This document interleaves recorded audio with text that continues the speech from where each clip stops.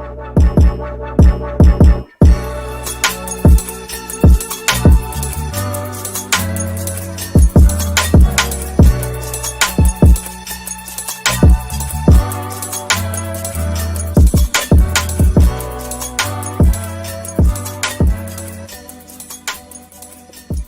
evening, folks. My name is Ross Tedder. I'm the Civic Engagement Coordinator here at One Hood Power.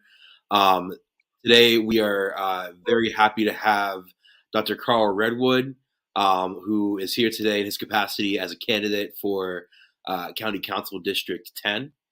And so we're super excited to have him here, super grateful to have him here.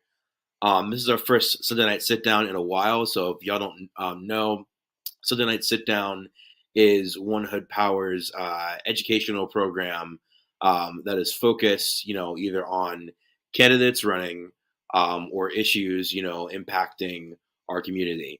And so today we're really grateful to have this candidate here. As many of you know, and many of you were part of, we had a pretty eventful spring cycle. We got Sarah Namorado, like 3/4 of the way there. For county executive, she's the Democratic nominee, but still has a race as well. Matt Dugan as well.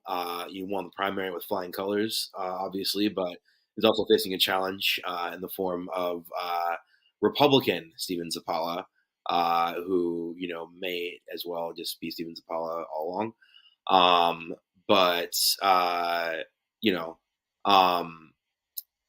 So we have a lot going on here, and this just adds to the events of this fall, and adds another reason why it's important to get folks out and get engaged, right? Because we have a choice to make, and we have an opportunity, especially on the local level, to actually input that change. So, without further ado, we're going to go ahead and get started. Dr. Redwood, my first question to you, and this is for the audience. Who are you and what brings you here? I just want to mention I'm not a doctor, but that's fine. But I'm Carl Redwood. I live in the Hill District section of Pittsburgh. I've been active in my community for a number of years, particularly around housing issues. Been really focused on the fact that our people are being forcibly displaced from the city to small municipalities all around Allegheny County. And it's mainly because people can't afford the rents. And it's something we really need to work around. But I've been active in the community in a lot of different ways and have been active for a long time. I sit on the board of Pittsburgh United.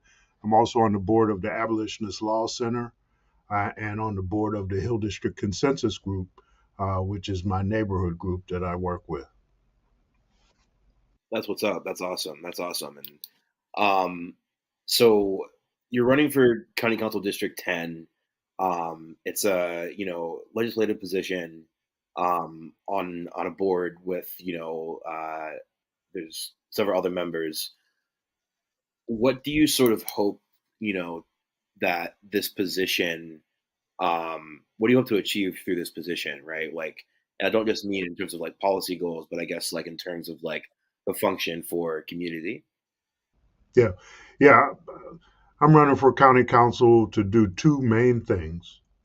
The first thing is I want to be able to use the position in council to stop the gentrification process and reverse that process so more Black people can move back into District 10. We're losing a lot of people from District 10. But one thing is I want to stop gentrification and reverse that process, and I want to use the council district position to do that. The other thing, and this is just as important, I want to use the position to help to organize our people. What I want to build around the position is a Black-led people's assembly that exists in all of our neighborhoods or all the neighborhoods of District 10, but that is a progressive people's assembly. And the best way I can describe it, we need to develop a political organization to the left of the Democratic Party. And essentially, we need to construct that over the next 4 years while I'm in the position. And I think the reason for doing that is so people have more of a stake and more power in what happens in our communities.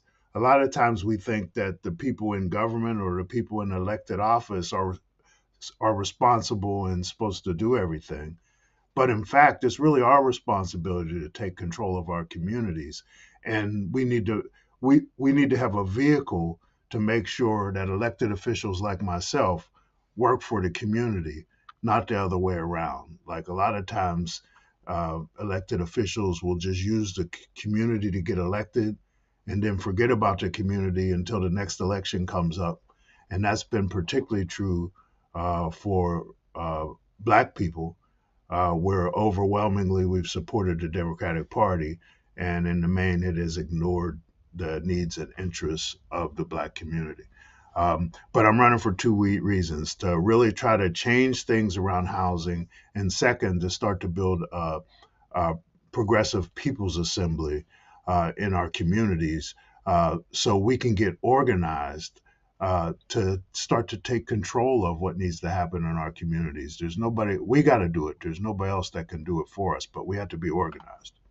Those are my main two reasons: housing and helping to organize our community. I think, the organizing part, right? As an organizer, like that's so important, right? I think using the position not just in its capacity as, like legislation, right? Which, as we know, that's like limited, right? It's a chess piece, right? But it's it's just a chess piece, right? And I think you know how has your experience, as an organizer, as a person who has sat on boards of, the Hill Consensus Group, for example. um how does that inform how you approach politics? Yeah, I think a bottom line is I understand that the problems that we faced, like people can't afford to pay their rent, they can't afford to buy food, they can't afford utilities, the prices of everything is going up, and it's really hard for people to keep up, and it's getting worse. I understand though that that problem comes from a larger system, and that system is capitalism. And it's because of capitalism that we're fighting most of the battles that we fight.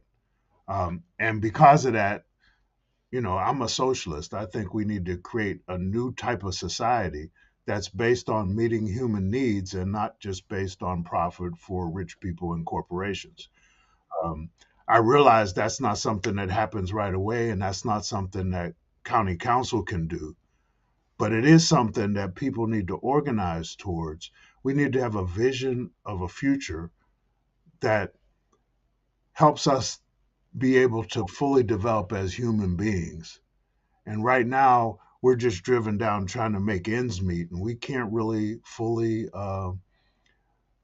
do the things that we could do to make this world a better place for all of our families and all nationalities and all people, even around the world. And it's a global system, so that's a big problem that we're dealing with. I'm not claiming I'm going to deal with that problem in 4 years in a county council seat, but there are bold policy things we can do in county council to help make people's lives better. But it is important to understand that we're working within a system that was not built for us. Um, this system is based on the theft of land from the indigenous folks. That's what helped capitalism to build, and the enslavement of Africans. Um, those two things together are the basis for what this system is built on, and it's built a wealth for many, many, many uh, capitalists. And now people want to say that's a long time ago, but it's still right here with us, particularly if you're in one of the oppressed nationalities or indigenous folks.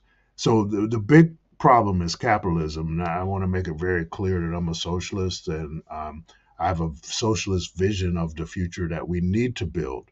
However, there's a lot of steps before we can get to that. And one of the steps is to do everything we can to try to make people's lives better, and also help people to see that we can build a new future.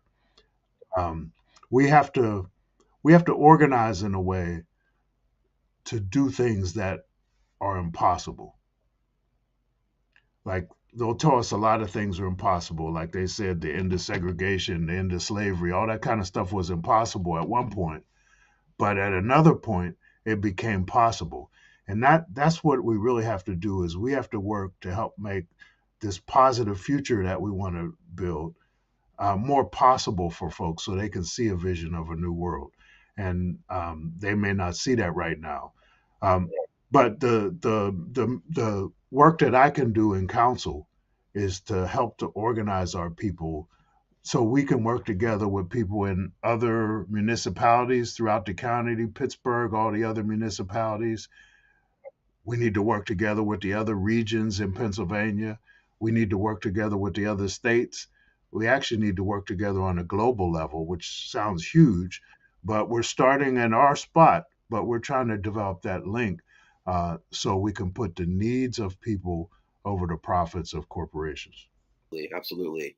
And I want to shout out your Pan African flag right there. And I guess, like, how does that philosophy influence your thinking, right? And I'm gonna come back to as well, sort of just like the socialist label too, because, like, on a personal level, like, I share a lot of, like, like your same views. I think um I've kind of moved away from labels, in a sense, because I think, like, in a political sense, it almost can be a detriment. But, like, I'll ask you that in a second. But going back to the Pan Africanism, like, how does Pan African philosophy influence, how you approach your work, just generally? Yeah, I think there's a link that African people have all over the world, and African people are everywhere. Um, Pan Africanism is a way for us to continue to hold our link to Africa even when we're removed from the continent. Um, so, for example, we really need to, here in the United States, we really need to stop the United States from interfering in the affairs of African countries. There are things like the Africa Command that the United States has, and that needs to we need to sever that tie. We don't need an African command that is interfering in African countries. That's not something I can deal with at the county council level, but in terms of the Pan African level, it's a very important struggle we need to look at. The other thing is the debt that's being forced on African countries. That's part of the Pan African struggle, is to move away from um, the debt that African countries have at the hands of Western financial interests. Those things are important, but Pan Africanism is it's a it's a theory, it's a theoretical underpinning for many of the struggles that we face, and it's been a big part of the Black liberation movement. To link the struggles of our people all over the world against colonialism and imperialism. 100%.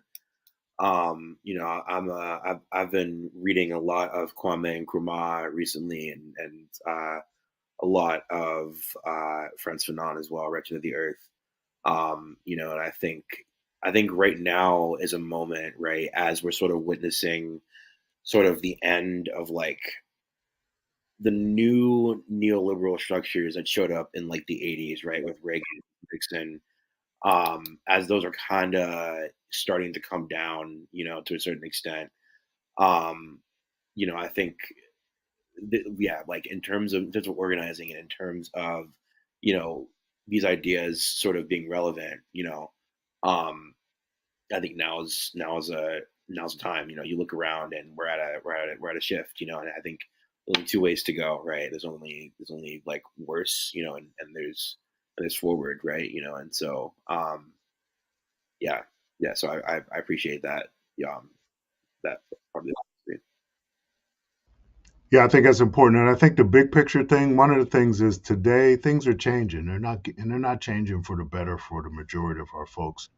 Like young people today are not likely to be better off than their parents. Now 20, 30, 40 years ago that was not the thing. Like the dream was that your children would be better off than you, and that was, for a lot of families that was true. That dream is no longer the case, and I'm not just talking about for Black people. I'm talking about for young people in general are not likely to be better off than their parents, and that's a big difference. That's a part of this larger problem of capitalism, and and that's why I'm a socialist. I think we can build a new society where we can make sure people's needs are met. Um, but on the local level, we can do immediate things like right now rents are too high, and we need to work towards making sure that rents for folks are stabilized so they don't just keep flipping. And there's a number of things we can do at county council and the city of Pittsburgh and other places need to do to make sure that rents are not forcing people out. Right now in District 10, we're losing Black people in huge numbers. District 10 is like the Hill District, Bloomfield, East Liberty, Homewood, Oakland, Wilkinsburg, Edgewood, Braddock Hills, and Forest Hills. It's a pretty big area. But between 2010 and 2020, we lost 10,000 Black people from Pittsburgh. Between 2010 and 2020, we lost 2,000 Black people from Wilkinsburg. So people are really getting pushed out of these communities that are kind of traditionally Black areas. We're just losing people. And then you ride up and down the streets and you see empty buildings and you see a neighborhood that there are less and less people in our neighborhoods. And at the same time, you'll get in the mail these little postcards about we buy houses and the investors are trying to come into the neighborhoods to kind of flip our neighborhoods because that's where they're going to make the money now. The Black neighborhoods that were redlined in the 1940s and 50s are now the hot neighborhoods for the investors. And one way they push people out is by really increasing the rents on renters, and they'll start to make offers to homeowners in those neighborhoods so they can come in and so they can really increase the rents or really do a little bit of work on a homeowner's place and then try to sell it for double or triple. That's how capitalism works. And it's really focused on the Black communities in District 10 and throughout the region. Um, at the county level, we can start to do some things to try to turn that around.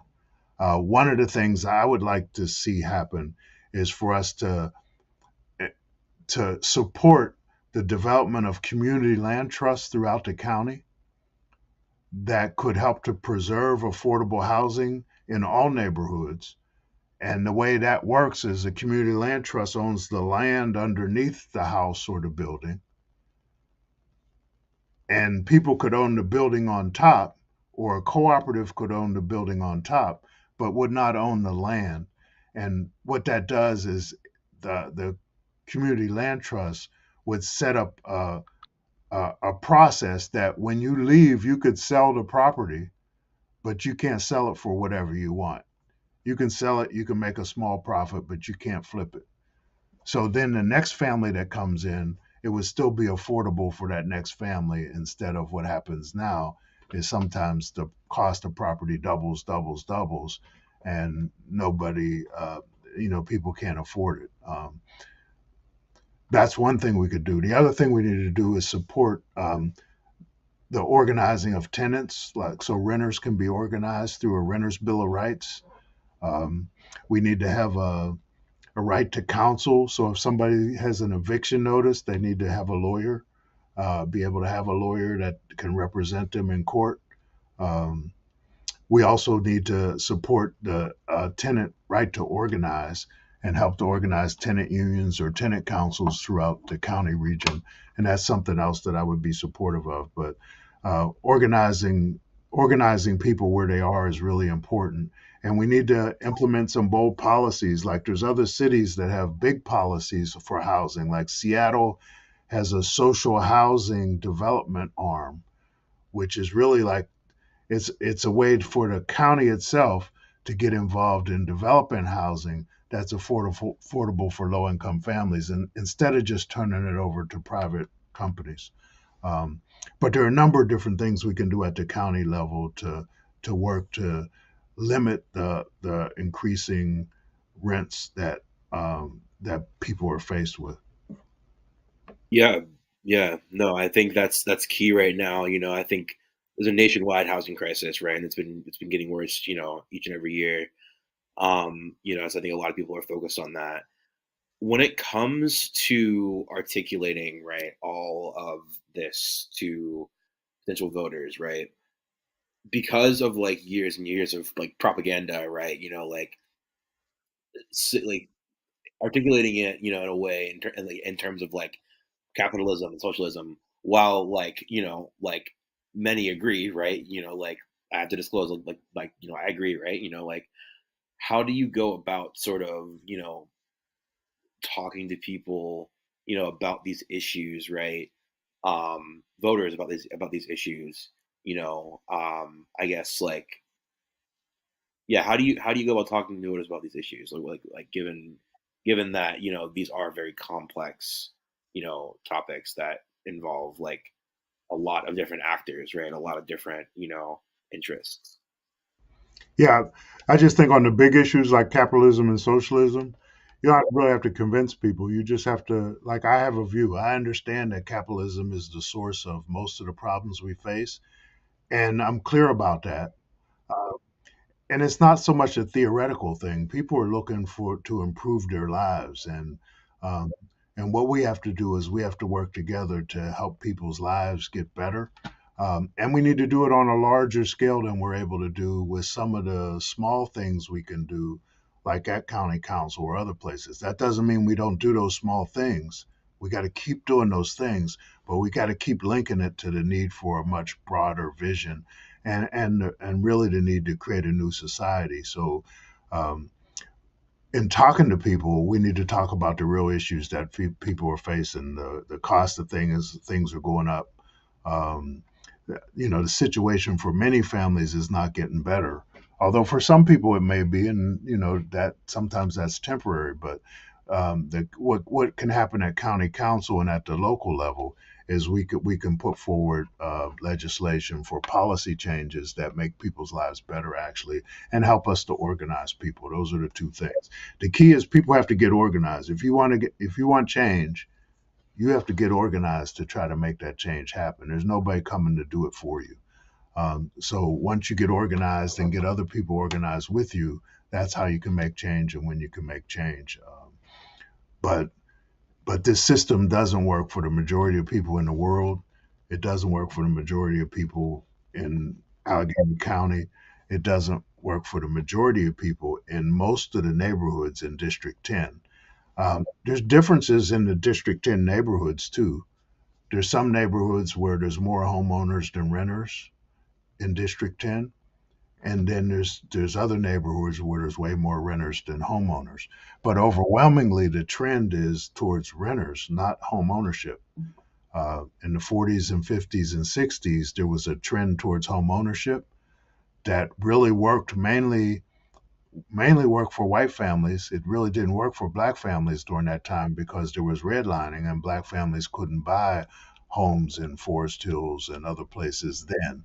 That may not be the case now, but for most families, their wealth is the home that they own. Their home ownership is where most families got to have their wealth.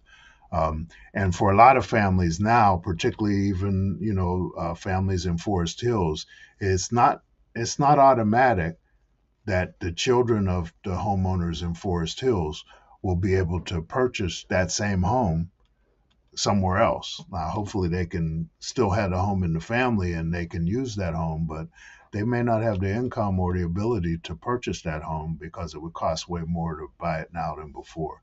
Um, so, there's certain things that homeowners have to look at And then there's other things that renters in the neighborhoods have to consider. 100%. What do you see as being like the main driver of gentrification in Allegheny County in particular?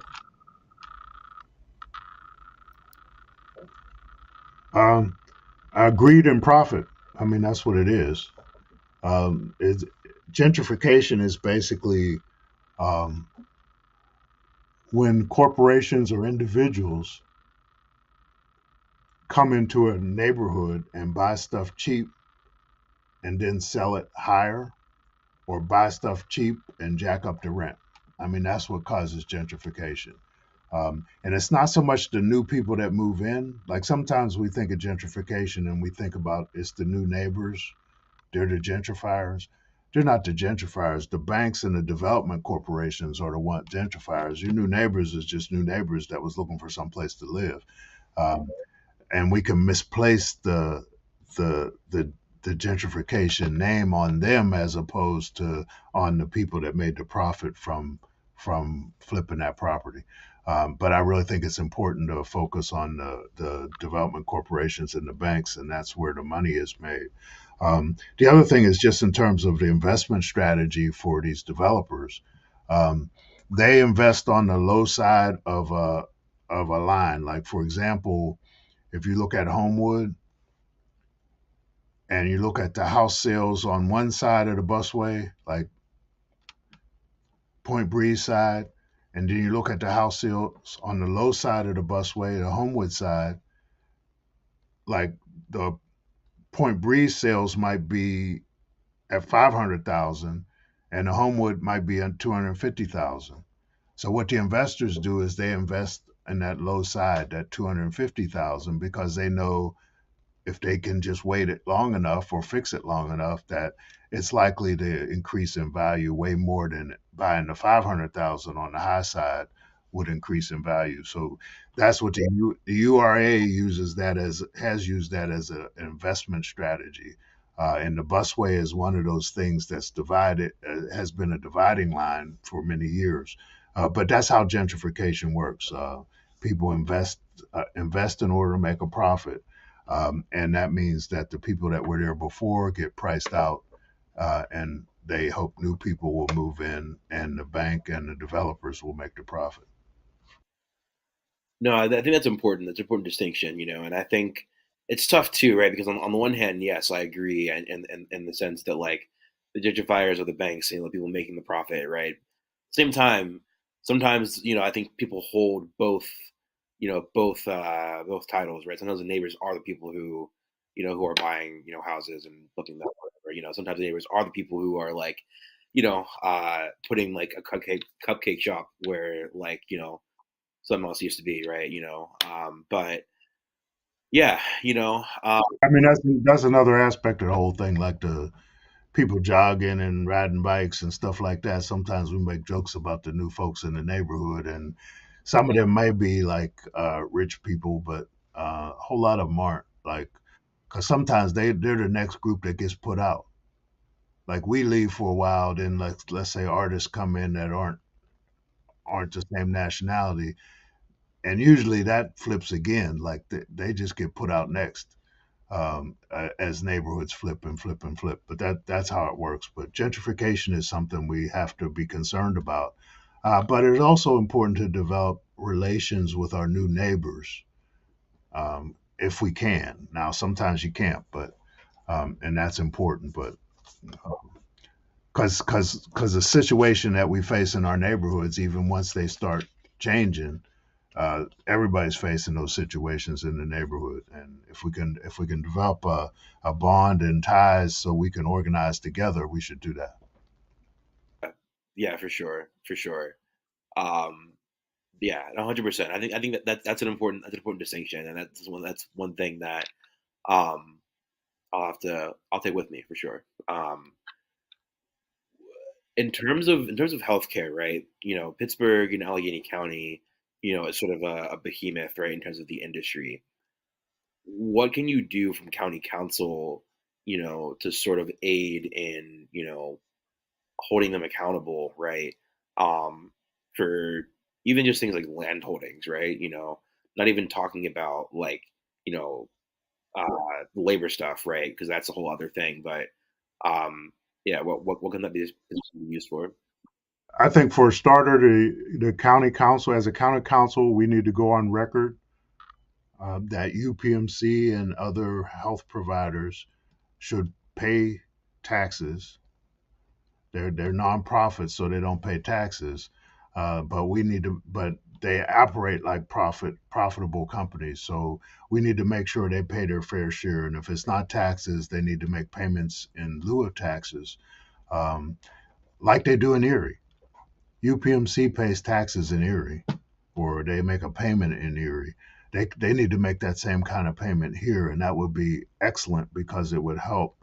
Because particularly in places like the city of Pittsburgh really doesn't have no money. It's not like it's flowing in money. So that tax money from UPMC would help. It would help the county. It would also help the school districts if UPMC paid their fair share in taxes. And the same would go for all the other hospitals and also the universities that have a lot of property that's not on the tax rolls. Um, and and we need to set up an arrangement for them to make payments um, because they are receiving city services, county services. Like there's other services that support them, but they're not making anything near what you and I would have to pay in taxes.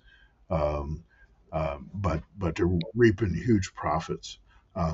In addition, with the health providers, too, also particularly UPMC, we do need to support the unionization of the workers there, because that would help as well. Because then workers would be able to um, uh, negotiate and bargain for better wage. Yeah, no, 100%. And I guess like what do you think? Yeah, a big part of the progressive movement the past couple years, right, has been co-governance, right, and co-governance in the sense of the community working with organizations or working with elected officials to make change, but also sort of alignment between legislative positions, in terms of getting stuff you know done, getting efforts achieved. How do you align with the mayor? How do you align with potential and likely county executive Sarah Namarato? And I guess like how do you plan to sort of potentially like work with those folks to achieve convergent interests? Yeah, I mean, I'll examine all the different policy positions or things that the executives would want to propose. I would review them in light of how they would help to put people first and people over profits. Um, I really think the most important thing to do to help them is to organize a people's assembly in the region, so co-governance really becomes real, because governance will become more real when we have an actual structure that they have to at least communicate with, and that can communicate back on what needs and interests are. And that's sorely needed. I mean, it's good to send me to Allegheny County Council or send Sarah Inamorado or whoever else, but once you send us inside, you still got to be organized to make sure that politicians do what's right. And that's the thing that's been missing in general in the political system is once we send people into office, they can just forget about us till the next election. And that can't happen. We need to make sure we have a vehicle in place day one that can be there to monitor what politicians are doing and communicate back and forth. That's how the ideas get better if there's communication in the community and people know what's going on. Um, and we need to represent the interests of the community as best as possible. Um, and having a regular vehicle to do that will help all politicians at all levels. Um, but it's a hard job. The executive jobs are hard, whether it's at the city or the county level. There's a lot of things to deal with, and there's not enough money at the county. County has lots of money, but there's not enough money to fix capitalism. Capitalism is still the big problem. So it's down to choice. Okay, what are you going to work on? Which things are more important? Because it still comes down to a hard choice between doing one thing and doing another thing when you know there's really not enough resource to do all the things that need done, because capitalism is not set up that way. There's plenty of money for war, but not enough money to do the things we need to do in our community. Plenty of money for war, plenty of money for war. But no, what you that is a quote what you said earlier of yeah, there's not enough money to fix capitalism, and yeah, that's that's very true. That's very true. You know, it's a yeah, it's a self fulfilling beast, right? In terms of Black maternal health in Allegheny County, that's been a topic over the past several years, right? Pittsburgh being one of the worst places in the country for Black women. Um, you know, what do you think can be done on the county level? And like you said, right, like sort of through an organized mass of people in tandem with with that. Um, how can that be used to improve the lives of Black women in Allegheny County? Yeah, I think one of the main things that we could do and we need to do is we need to have health care for everyone because everyone doesn't have health care. Um, so, like different kinds of like a nationalized healthcare system, there's still a problem with capitalism because healthcare is a profitable industry, not just at the hospital level, but also at the pharmaceutical companies.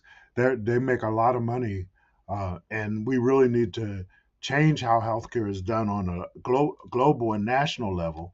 But on the local level, we need to do what we can to make sure that people can have prenatal care and that's more of a thing. But that we need like more healthcare professionals in the community that get to know folks in the community. Like there used to be a time where there were more social workers at different settlement houses around the neighborhoods, and there were more clinics.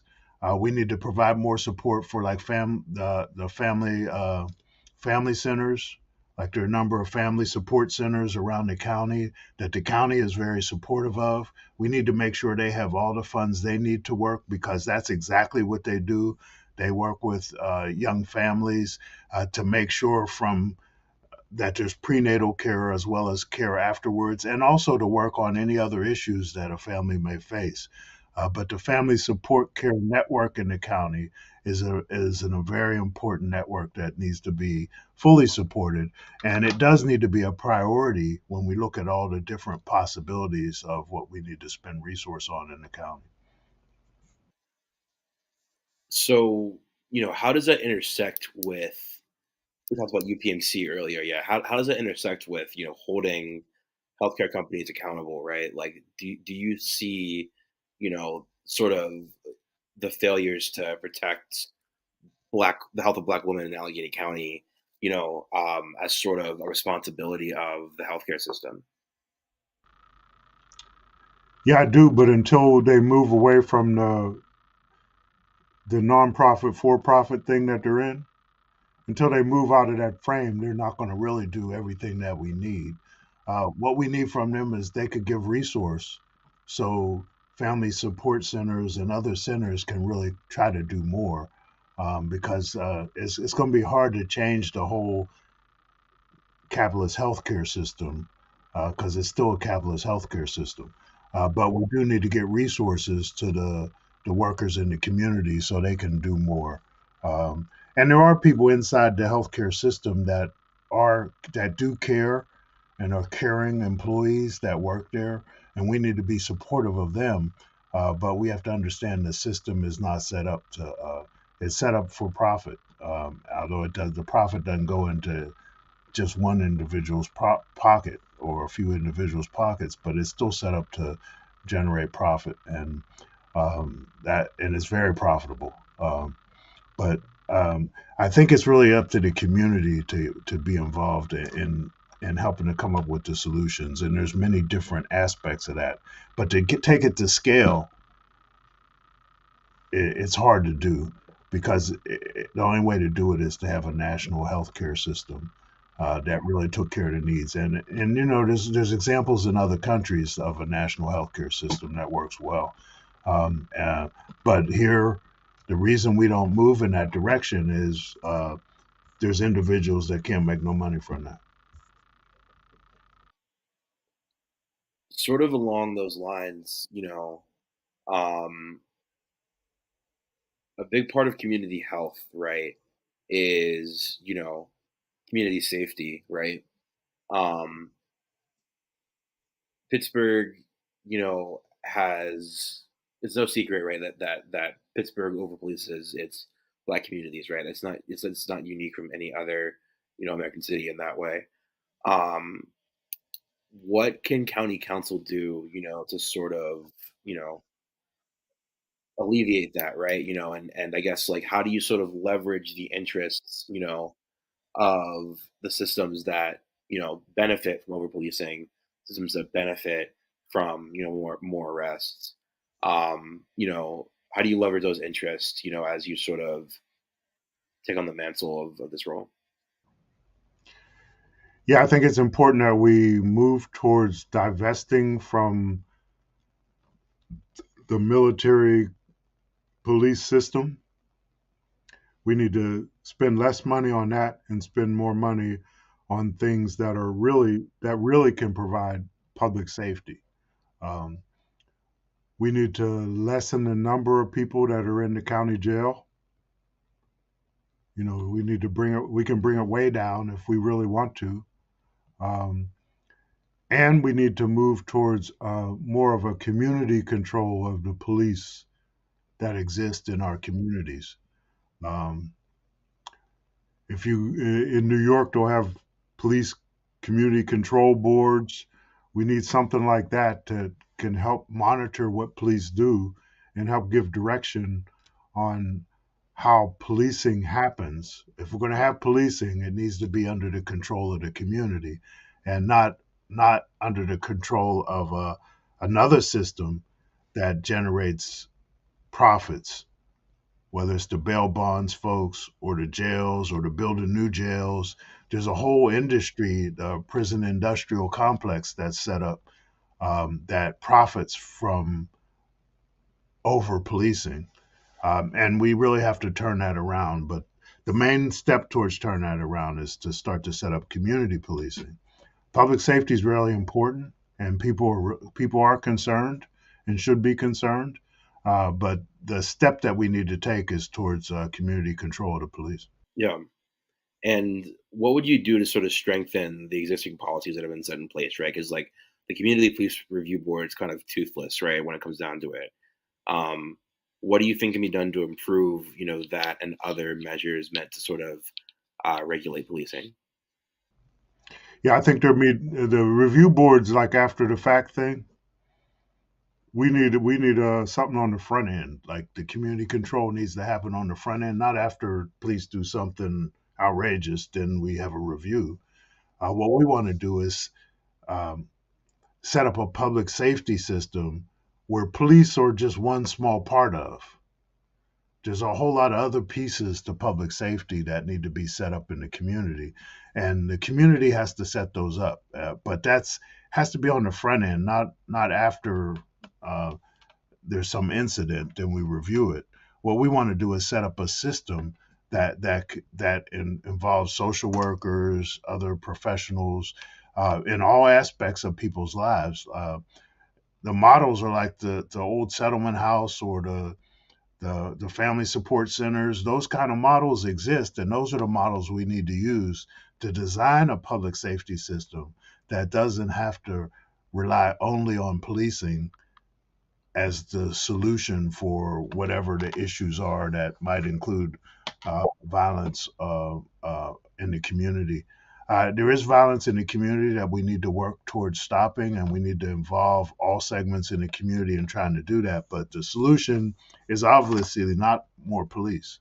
We have police, and that's still happening. So we really have to figure out what the root cause is. And I would argue the root cause it's related to other things, and sometimes it's related to, there's a whole economy that operates in our neighborhoods, and that's one aspect of something that goes on, whether it's like what people say drugs or whatever, but there's an economy that operates, and sometimes that leads to violence between different folks. um, but there are other things, and so we need to really see what that is. There's a whole um, We need to take the incentives away. But for a lot of people, it's young people too that are involved in a lot of the violence that we've seen recently and seen for some time. So there's something else that needs to be done in how we work and relate to young people in our communities in a consistent way. It needs to be more community centers, more activities for folks. You'll still have a few folks, and still it's only a few folks that are doing real violent stuff in the community, but we really need to come up with alternatives. So related to that, unfortunately, and like as you just mentioned, right? Violence leads to people, having interaction with the carceral system, right? And in many cases, it's not justified.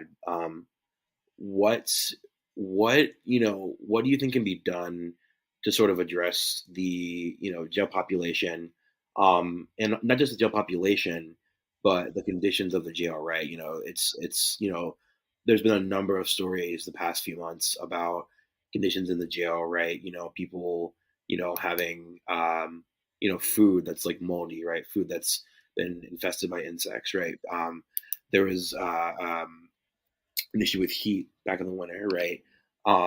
They're still using solitary confinement um, as a method of, discipline, right?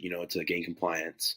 Um, what do you think can be done to sort of make, you know, Allegheny County Jail, I hate to say like you can't really make a prison humane, right? But like, how do you make it? Yeah, how do you preserve people's rights? While yeah, how do you preserve people's rights? Because right now I feel like people are not having their rights preserved in ACJ. Yeah, I think the main thing is to keep limiting the population, lower the population. That's the main thing, because there's no way to, like you said, there's no way to fully make it the humane place it needs to be. However, the jail oversight board and other folks that from the community that have their eyes on what's happening, that's the most important thing. Um, they're like APA and Abolitionist Law Center and other groups, or they're working on different ways that we can monitor the system, and try to push for changes to make both the jail and the court system better. And that's that co-governance or the outside pressure that needs to happen to try to change things. Um, but there's no way to make a jail really humane. The best thing we can do is try to keep people out of the jail, and no one needs to be in jail except for like if it's a very violent thing, there might be something about that. But most of the people in jail aren't there for that. People are there for probation, detainers, uh, some for not being able to pay bail, those kinds of things. There should be nobody in jail because they just couldn't pay bail. That shouldn't be a reason to be in jail. And a lot of the probation detainers don't need to happen either. It's just a way to try to punish somebody instead of like deal with what the real issue is. And when it comes to youth, right, youth should never be in the carceral system. But with the closing of our juvenile detention center, which in itself is a horrible concept, right? But people have been thrown in there, right? Who otherwise may have been diverted there, right? Um, what do you think the future of juvenile, justice is in Allegheny County? And what do you think you can do from that perch? Yeah, I think in the past there have been programs in the community that helped to deal with things. My father worked at a place called Hill City in the Hill District.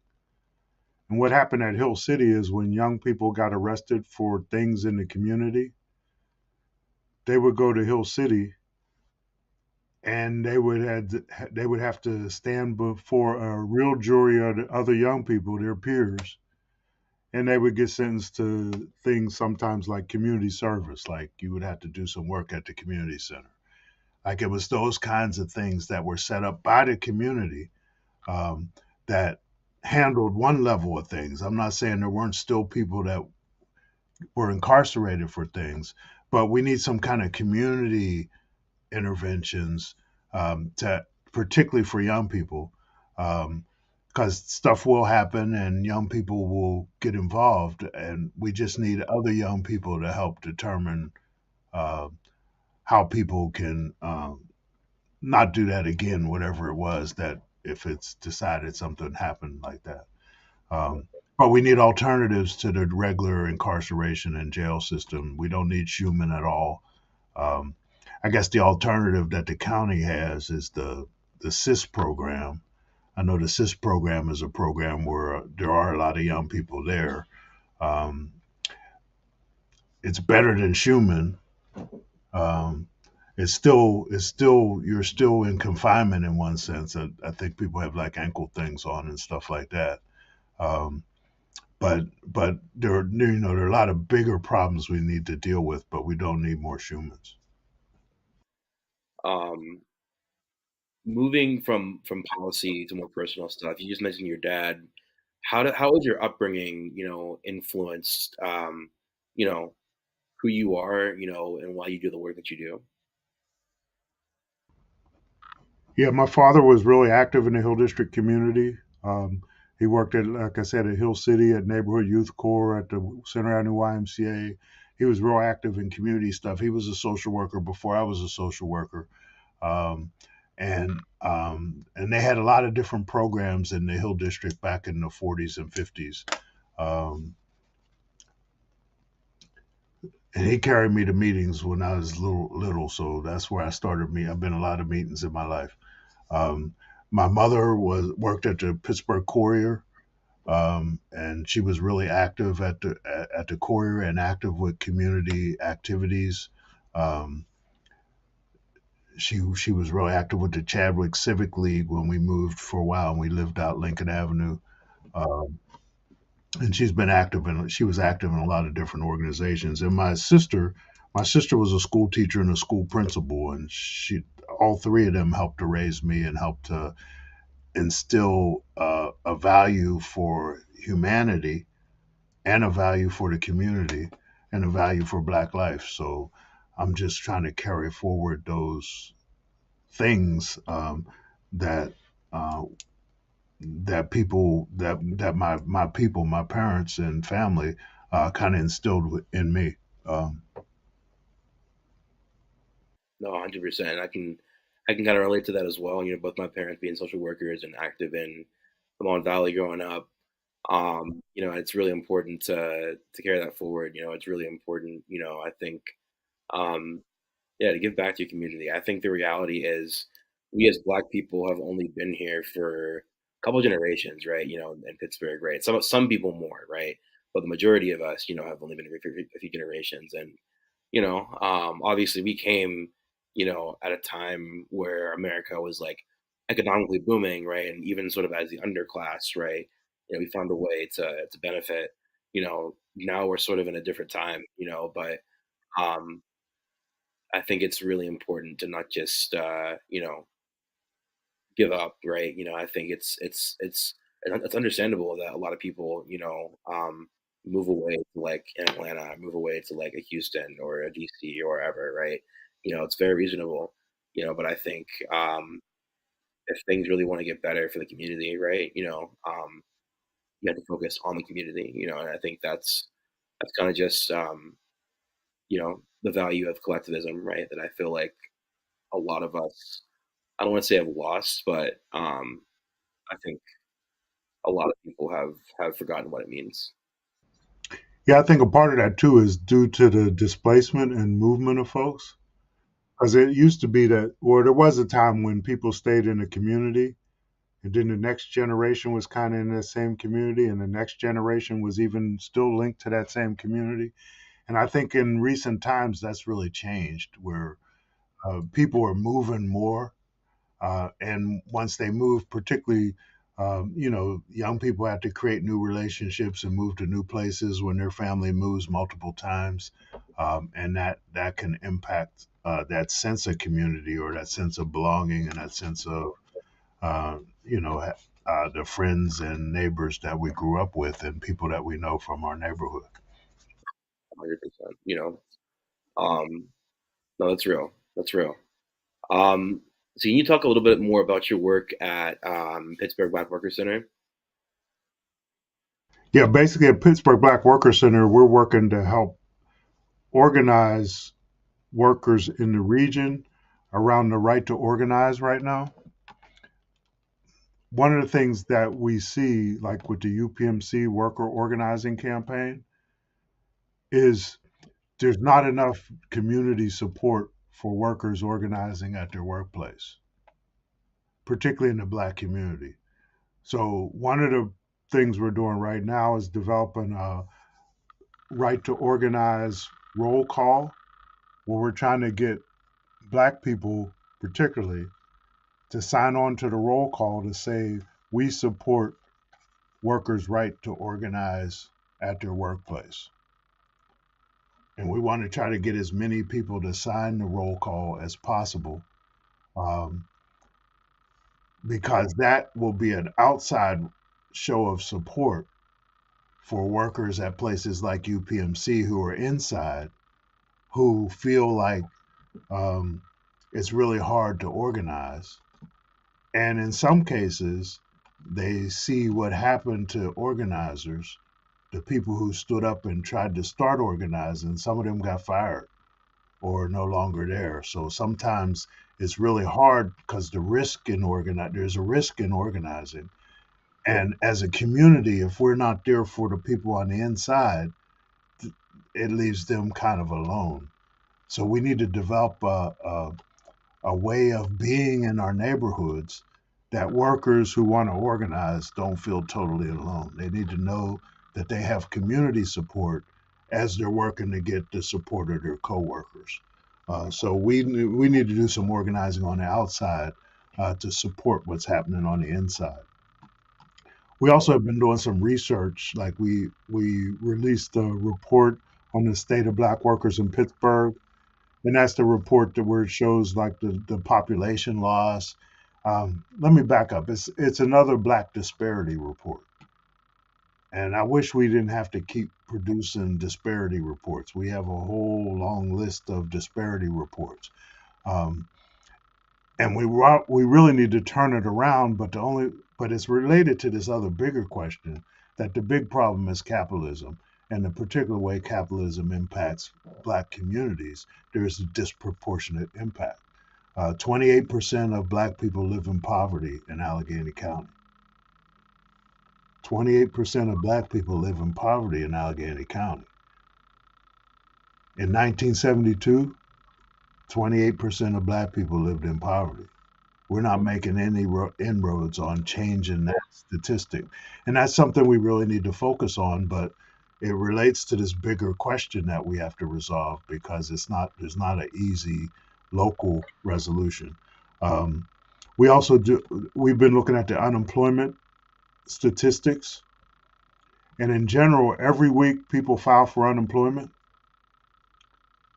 And in general, every week Black women file for unemployment at 3 times the rate of white women, and Black men file for unemployment at 2 times the rate of white men.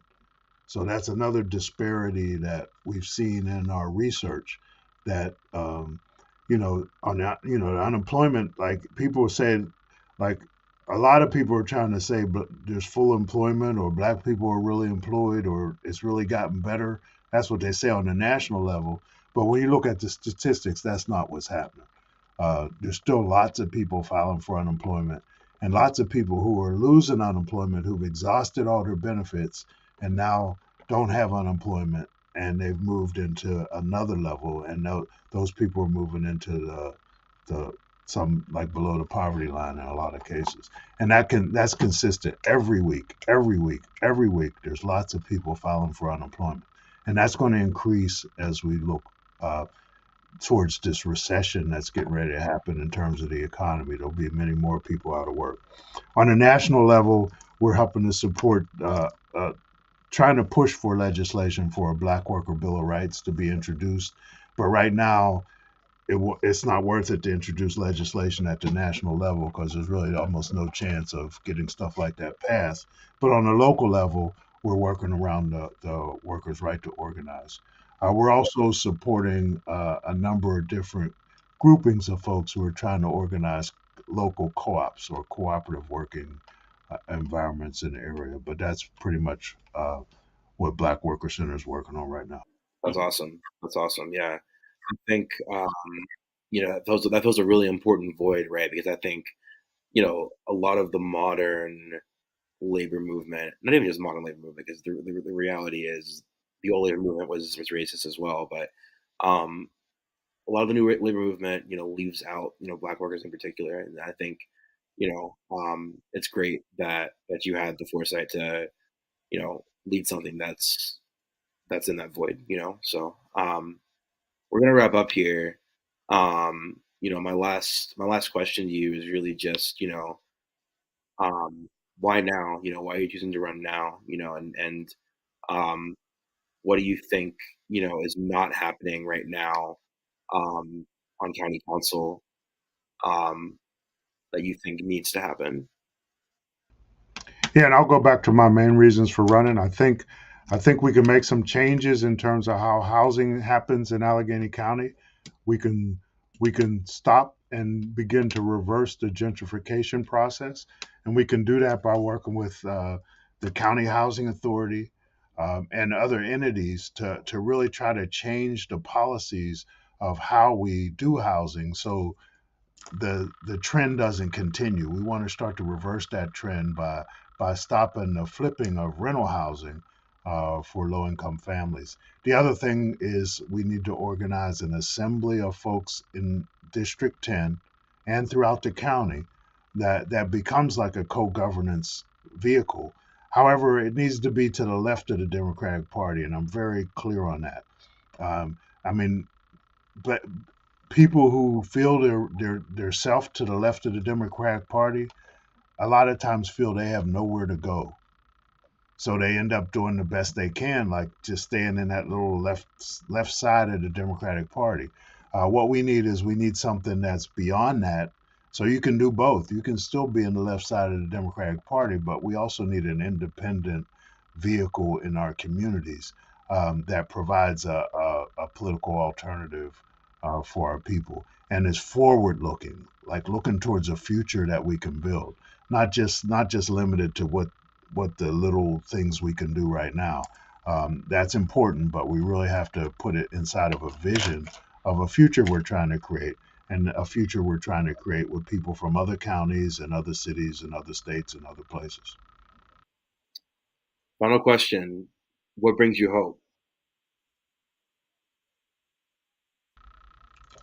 I can see bold policies being introduced in cities and counties around the country. That's one thing that brings me hope.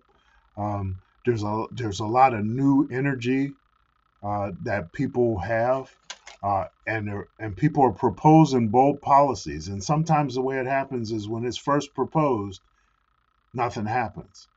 It might get proposed again and still nothing happens. But over time, things are starting to change, and that's what we have to do. That constant drive to try to change things for the better in a big way is really what brings me hope. Um, the vision that I have is that we can build a better world for all of our people, and that's really what I'm hopeful for. And I can see progress towards it, even though it's sometimes baby steps.